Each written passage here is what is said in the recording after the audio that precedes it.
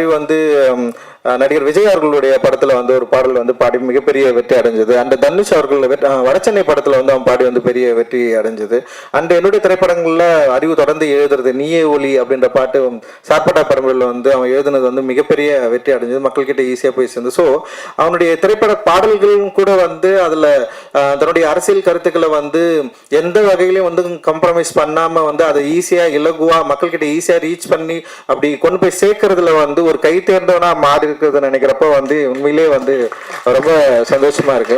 அந்த அறிவோட மிக முக்கியமான பாடலா நான் நினைக்கிறது வந்து கள்ளமௌனி. கள்ளமௌனின்ற வார்த்தையை வந்து இன்ட்ரடியூஸ் பண்ணது. அந்த கள்ளமௌனி வந்து பயங்கரமா அந்த வேர்டை வந்து அது ஒரு இந்தியன் மியூசிக்ல வந்து வெளியே வந்து நாங்க தான் இதுல தான் ரிலீஸ் ஆச்சுன்னு நினைக்கிறேன், நீளம்ல தான்.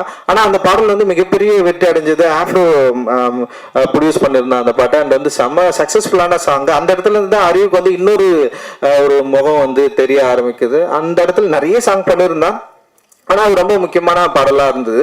ஆனா அதுக்கப்புறம் வந்து இந்தி மியூசிக்ல வந்து என்ஜாமி பாட்டு வந்து மிகப்பெரிய பாய்ச்சலை வந்து கிரியேட் பண்ணுச்சு. அண்ட் அதுக்கு வந்து மிக முக்கியமான காரணம் வந்து சந்தோஷ் நாராயணன் ப்ரொடியூசரா இருந்தது. அண்ட் தியோட அவங்க பாடினது. அதோட சேர்ந்து அறிவுடைய எழுத்து இருக்குல்ல, அது ரொம்ப சாதாரணமான எழுத்து இல்லை.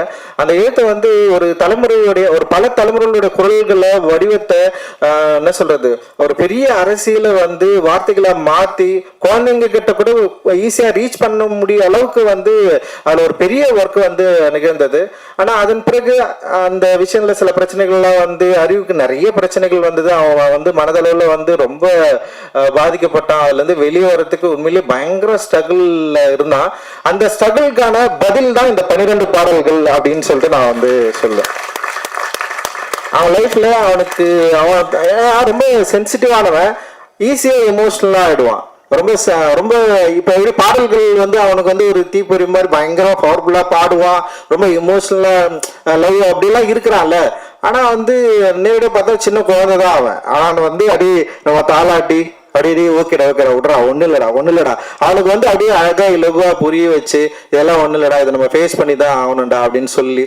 ஏன்னா சமூகத்துல நிறைய இஷ்யூக்கள் நடக்குது, நிறைய பிரச்சனைகள் நடக்குது. நம்ம வந்து ரியாக்ட் பண்ணிக்கிட்டே இருக்கிறோம். ரியாக்ட் பண்ண வந்து என்னன்னா நம்ம டைல்யூட் ஆகிட்டே இருக்கிறோம். ஏன்னா நம்ம கோவப்படுறது மூலமாவோ இல்லை வந்து உணர்ச்சி வசப்படுற மூலமாவோ இல்லை வந்து நம்ம விரும்புகிற மாதிரியான ஒரு சமூகம் இங்கே வந்து அமைந்துருமோ அப்படின்னு எதிர்பார்க்கலாம். ஆனால் அப்படி இருக்கிறதுக்கான வாய்ப்பு இங்கே இல்லவே இல்லைல்ல. மனிதர்கள் வந்து பல வித்தியாசமான எண்ணங்களும் அதாவது உணர்வுகளும் கொண்டவர்கள். அவர்கள் வந்து நம்ம வந்து ஒரு கேட்டகரியில வந்து கேட்டகரைஸ் பண்ண முடியாது.